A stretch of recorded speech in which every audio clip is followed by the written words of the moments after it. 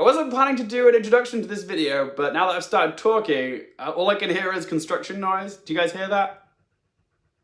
Yeah?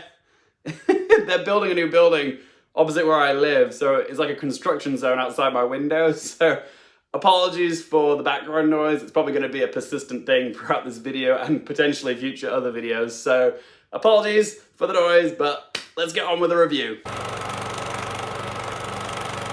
Hey up guys, so today's movie that I'm going to be reviewing is, believe it or not, another one of my top 10 anticipated films of 2021, even though technically this film actually came out in 2019, it's just taken a very long time for it to come to the UK.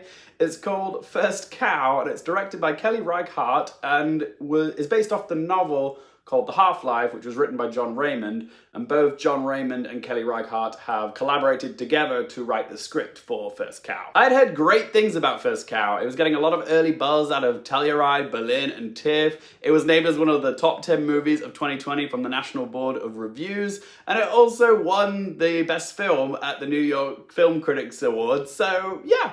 Anticipation justified. I finally got around to watching it last night as part of the Glasgow Film Festival lineup, and how did I respond to it?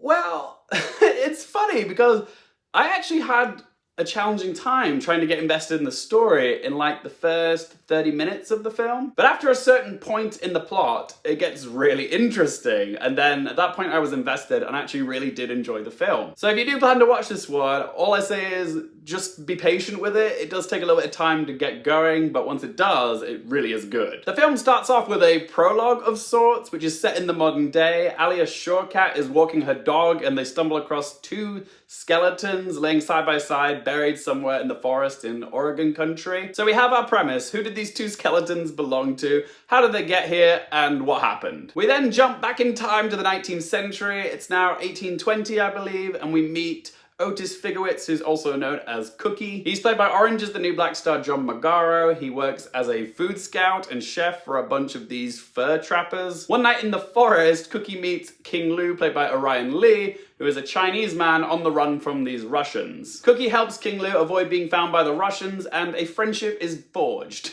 But where does this titular cow come into the story, Luke? Well, hang on, I'm getting there. A wealthy Englishman known as Chief Factor, who's played by Toby Jones, has just imported the first cow, into the region so he can have his own milk. Cookie's always had a dream of opening up his own bakery, and when they discover there's a cow in the region, King Lu hatches up a plan, spots an opportunity for them to make some money by stealing milk from the cow, from Chief Factor in the middle of the night. They can then make their own biscuits, which they call oily balls. Am I saying that right? Is it oily balls? No. Fresh oily cakes. Oily balls. God. I just went very gay there, didn't I? In my defense, they do look like balls and they're cooked in oil, so it was an easy mistake to make. Maybe it was a Freudian slip.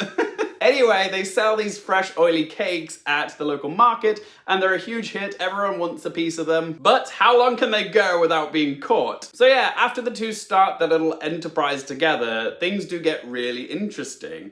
Admittedly, I did think the first part of the film is a bit slow, it takes a while to get going, and I wasn't particularly engaged with it. And I still think it is that. I think a lot of people will find it a bit dull to start with. It's quite pacey, as in like it's deliberately slow, but I don't know, on reflection, I kind of like the atmosphere that Reichardt crafts. It's this old-fashioned, slow burn Western with a buddy movie vibe to it. It's a very tranquil film, it's very calm, it goes at a lazy pace, and I feel like as I'm saying this, I'm making it sound so boring. And I think some people will find this movie boring. I think that's inevitable, but I don't know, just the more I think about this movie, the more I think I actually quite like it. First Cow is beautifully shot. Christopher Blauvelt's cinematography is wonderful. The acting is strong from the two leads, Magaro and Lee. They have a really laid-back, Huck and Finn type friendship, which I did enjoy watching. Toby Jones is also great in this. He adds dimensions to what could have been a very one-note cardboard. I don't know if antagonist is the right word. He kind of is, but he's not. He's the one that's being robbed, so really, he's the victim in the story.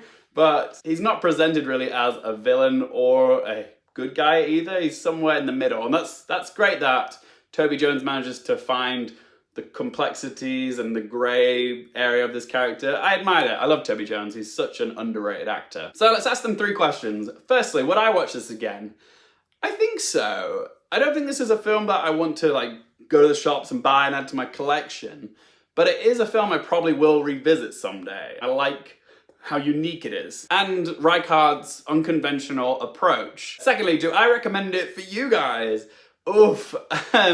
This is a film that's not going to be for everybody. Some people are going to say that it's boring and too art house. It is artistically shot, and yeah, it is definitely a slow burn. Also, the ending doesn't really give you some closure on the prologue. You know, when you see the 2 skeletons, it's kind of open-ended. And I liked the ending because it gave me enough to, you know, piece it all together. But at the same time, I can see others being frustrated by the lack of closure. But at the end of the day, I would say this film is a buddy film. It's a film about a friendship and also individualism and having dreams. So there is a fair bit to connect with this film, even if it is a bit artistically inclined. But I know this isn't a film that everyone is going to like because not a whole lot exciting happens in it. So I do recommend it and I don't. And third question, what score to give it out of 10? My only major issue with the film is that it took like half an hour for me to actually become properly emotionally invested in the story.